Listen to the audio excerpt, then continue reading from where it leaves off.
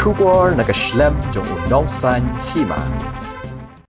MDC ka Congress na Milium constituency uba Ronnie v Lingdoa habakran bigilat pathai Kubor menta kalas ni ublay ka khatkhandai tere Ujirliw arajar arpulai uloong bakarai bakaseng kashim banai ka Jingkyrshan bat ka NPP ban penkhalam noi ka shuki jong UCM ka KHADC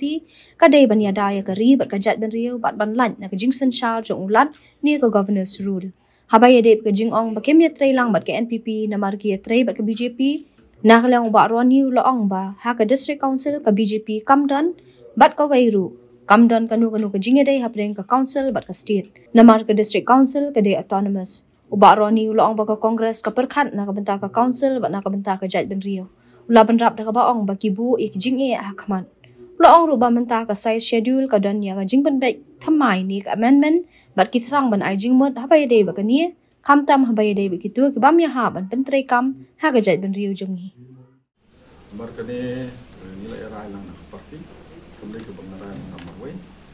di hangne na trai ka kies jong ba pian seim kepada berdua pos kelas syai ha baka supreme court ko kepada bat ka KHADC kemot kamdan ke jinge dei hangne bat state ni perkhat ya council shubo manta Lada ngingi mai Jingkyrshan, kalau orang governor suruh,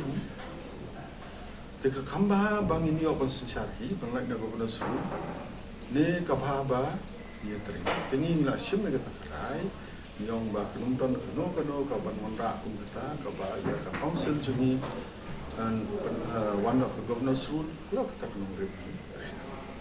Itu nuri berhubungan di bawah kalau Kongres Jingkyrshan lagi bagi NPP akan dijemur. Kam kata ke, nomor ba keladan lese keno ka jembong mesmutu jemur akan isi.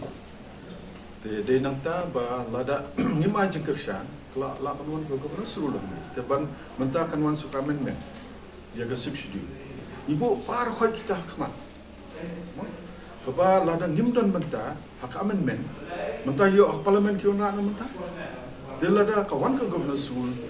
manoban pek baik interest Jaitbynriew jungi kendau ke syarikat tiga dosto jungi kita kinong rem ni sim bagi de benai Jingkyrshan bala da kiwan ra ek amendment apo parliament ke six schedule ni ne tan mata benai jumot ke bagi soya hap Jingkyrshan ke bagi soya hap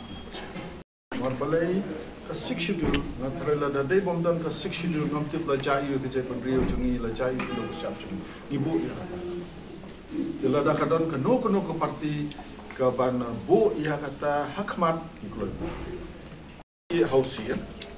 marni ni dan rumut, kemaki kita dan kadar rumut, ni ka start jang CM designated CM. Hendai lada nimdan neng idan hapor ni na corporation.